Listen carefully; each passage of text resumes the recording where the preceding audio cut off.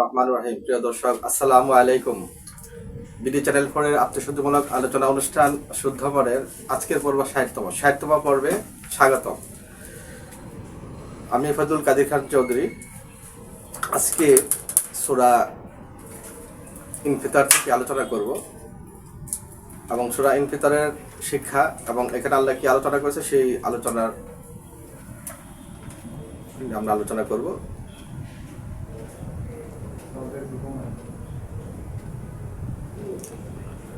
বিসমিল্লাহির রহমানির রহিম। আল্লাহ পাক বলেন, ইজা সামাউন ফাতারাত ওয়া ইজাল কাওয়াকিবুন তাসারাত ওয়া ইজাল বিহার ফুজিরাত ওয়া ইজা কুবুরু বুসিরাত আলিমাত নাফসুন মা কাদ্দামাত ওয়া আখহারাত ইয়া আইয়ুহাল ইনসানু মা গাররাকা বিরাব্বিকাল কারীম আল্লাযী খালাকাকা ফাসাওয়াকা ফাআদালাক ফি আইয়ি সূরাতিন মা শাআ রাকাবাক ওয়া কাল্লা বাল তুকাজ্জিবুনা বিদ্দীন ওয়া ইন্না আলাইকুম লাহাফিজিন কিরামান কাতিবিন ইয়ালামুনা মা তাফআলুন ইন্নাল আবরারা লাফি নাঈম ওয়া ইন্নাল ফুজ্জারা লাফি জাহিম ইয়াসলাউনাহা ইয়াউমিদ্দিন ওয়া মা হুম আনহা বিগাইবিন ওয়া মা আদরাকা মা ইয়াউমিদ্দিন সুম্মা মা আদরাকা মা ইয়াউমিদ্দিন ইয়াওমা লা তামলিকু নাফসুন লিন-নাফসিন শাইয়্যা ওয়াল আমরু ইয়াওমা ইযিন লিল্লাহ।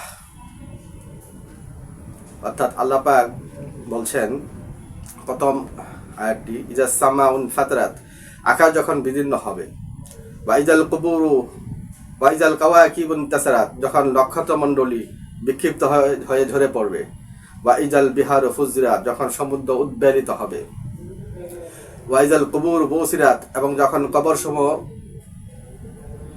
উৎখিত হবে, আলিমাত নাফসুন মা কাদ্দামাত ওয়া আখারাত, অর্থাৎ প্রত্যেক মানুষের জন্য যাবে সে কি আমল পাঠিয়েছে এবং সে কি পিছনে রেখে আসছে। ইয়া আইয়ুহাল ইনসানু মা গাররাকা বিরাব্বিকাল কারীম, হে মানুষ, কিসে তোমাকে তোমার মহান রব আল্লাহ হতে পথারিত করলো, অর্থাৎ আল্লাহ থেকে গাফেল রয়ে গেলে। আল্লাযী খালাকাকা ফাসাওয়াকা ফাআদালাক, তিনি তোমাকে সুসমভাবে সৃষ্টি করেছেন, আবার সমন্বিত করেছেন।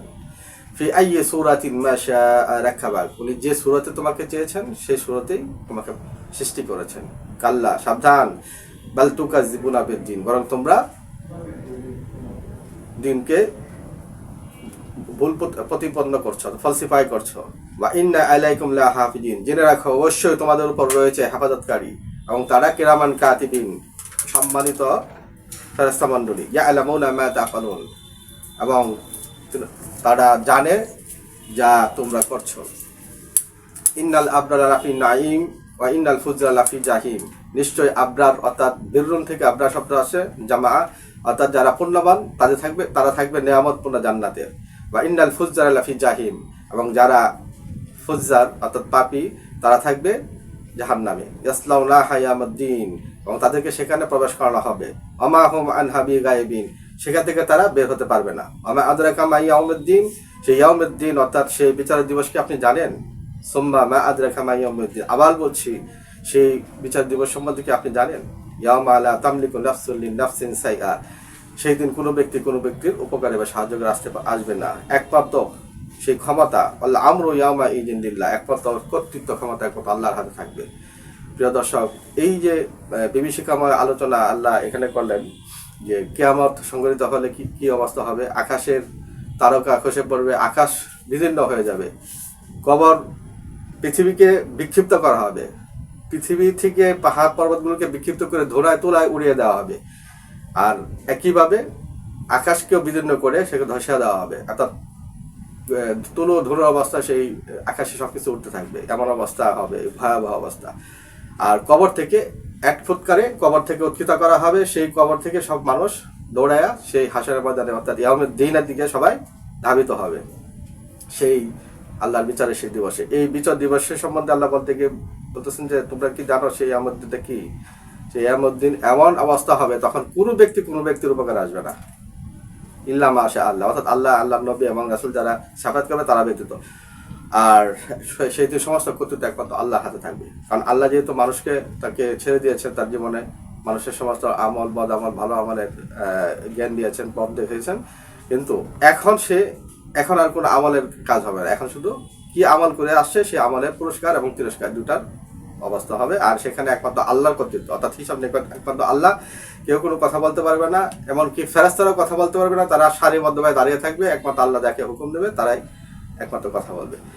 তো প্রিয় দর্শক, আজকে এই আলোচনা এই জন্যই নির্ধারণ করলাম যে এখানে যে কিয়ামতের বিভীষিকার মাধ্যমে আল্লাহ মানুষের যে সতর্ক করছেন যে তোমরা পরকালে যখন আসবা তোমরা আমল নিয়ে আসো, অর্থাৎ আমার আনুগত্যের মাধ্যমে আমার দেওয়া সেই দিন, আমার দেওয়া সেই জীবন, সেই জীবনে হায়াতে তোমরা ভালো ভালো কাজ করে আমার কাছে সেই পুরস্কার নিয়ে জান্নাতে চলে যাও, নিয়ামত জান্নাতে, যে জান্নাত থাকবে আবরাররা। তোমরা ফুজ্জার হয়ে সেই জাহান্নামে চলে যাও না, অর্থাৎ পাপী অনাগত্যের হীনতার কারণে আল্লাহ তাদেরকে জাহান্নামে পাঠিয়ে দেওয়া হবে। সেই জাহান্নামের যে ভয়াবহতা অন্যান্য আয়াতে আল্লাহ পাক উল্লেখ করেছেন, সেই ভয়াবহ বর্ণনা অন্য একদিন আরেকটি আয়াত সূরা থেকে আমরা বর্ণনা করব। তো আল্লাহ এখানে একদম পুরা পয়েন্ট আলোচনা করেছেন যে তোমরা যদি আবরার হতে চাও, পূর্ণবান হতে চাও, তাহলে তোমরা জান্নাতে যাবে, নিয়ামতপূর্ণ জান্নাতে যাবে। আর যদি ফুজ্জার হও, পাপী হও, তাহলে তোমাদেরকে ভয়াবহ সেই জাহান্নামের আগুনে নিক্ষেপ করা হবে। তাহলে পৃথিবী এবং আকাশ যে বিদীর্ণ করা হবে সেটা কত ভয়াবহ। এখন যারা টেক যুগে আছে আমরা বুঝি যে পৃথিবীকে যে একটা ভূমিকম্প হয় তখন মানুষের অবস্থা কি হয়। তখন বলা হয়েছে যে পৃথিবীটা গোড়া গোড়া হয়ে পৃথিবীর পাহাড় পর্বতগুলা তোলার নিয়ে উঠে থাকবে। তো এই যে একটা ভয়াবহ পরিস্থিতি আল্লাহ তুলে আনলেন কেন? সেই ভীতি সৃষ্টি করার জন্য, যেন আল্লাহর দিকে ফিরে যায় এবং আমরা যেন আল্লাহর পূর্ণবান বান্দা হওয়ার জন্য এবং আল্লাহর আনুগত্যের মাধ্যমে আল্লাহর দেওয়ার দিন কোরআন, আল্লাহ দেওয়ার নবীর আনুগত্য, আল্লাহ দেওয়ার দিনের আনুগত্যের মাধ্যমে আমাদের জীবনের প্রত্যেকটা ক্ষেত্রে আমরা সফল হতে পারি এবং সেই সফলতার মাধ্যমে সেই আমরা আল্লাহর সেই কাঙ্ক্ষিত যে পুরস্কার, সেই পুরস্কার লাভের জন্য আমরা ধন্য হয়। সেই জন্য আল্লাহ পাক আমাদেরকে সেই সতর্কতা এবং পুরস্কারের যে বিষয়টি আলোচনা করেছে। তা আমরা এরকম কোরআনের এইসব আয়াত থেকে আমরা নিজেদের ভয় জাগ্রত করব, একই সাথে আমরা আশা পোষণ করবো যেন আমরা জান্নাতে গিয়ে আমার নাজ নিয়ামত ভোগ করতে পারি, আবার আল্লাহর দিদারের যে সর্বোচ্চ মাকাম সেটা অর্জন করতে পারি। আবার ভয়ে থাকবে এই জন্যই, কারণ ভয় মানুষকে পাপাচার থেকে বিরত রাখে। আর ভয় এই জন্য করতে হবে কারণ ভয়হীন হয়ে গেলে পরে মানুষ যা ইচ্ছা তাই করে, আর তখন সে এই ইহকালে এবং পরকালে আল্লাহর পাক করে সে পড়ে যাবে এবং সে জাহান্নামে চলে যাবে। আর আল্লাহর পাক অত্যন্ত ভয়ঙ্কর।